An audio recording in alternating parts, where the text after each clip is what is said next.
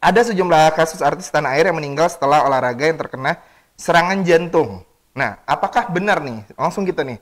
Benar nggak sih kaitannya kalau misalnya olahraga yang berlebihan, ini kita katakanlah olahraga yang berlebihan atau olahraga yang benar-benar memacu adrenalin itu bisa mengakibatkan serangan jantung?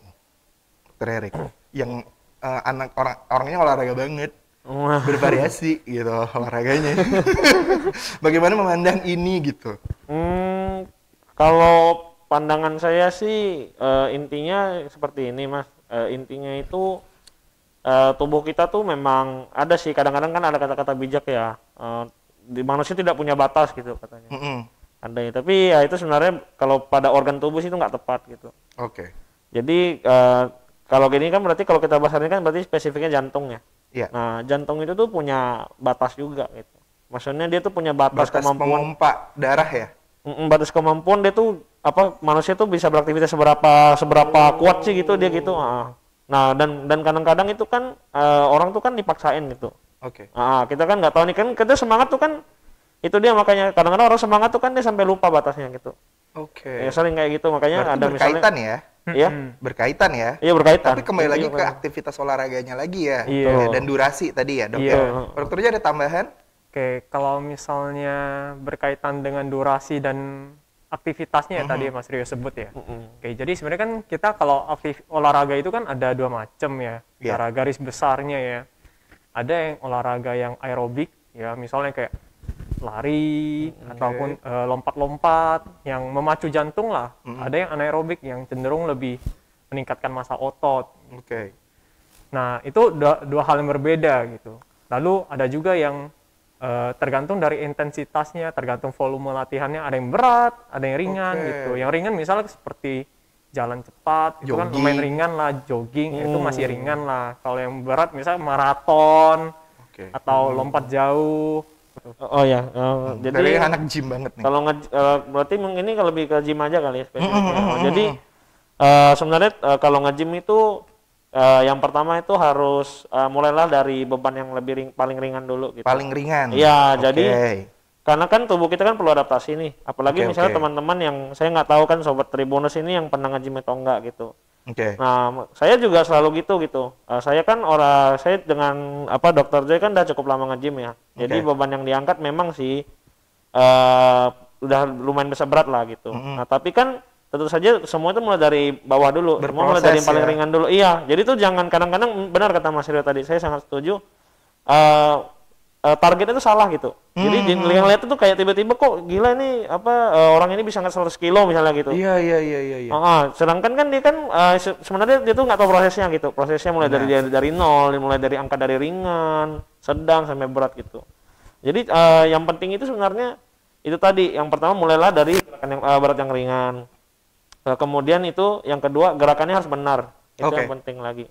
Jadi jangan lupa meskipun Anda maksudnya angkat 100 kilo lah misalnya bisa, tapi kalau gerakannya salah itu nggak ada efeknya gitu, kurang bagus.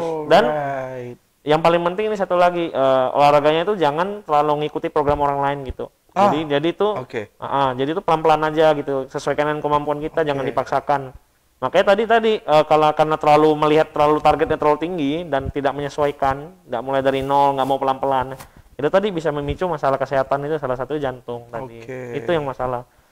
Mungkin mau nambahin dikit lagi aja bahwa sebenarnya kalau mau olahraga entah itu mau yang aerobik, yang lari, lompat dan bla bla bla maupun yang angkat beban ya itu sebenarnya itu harus individualize.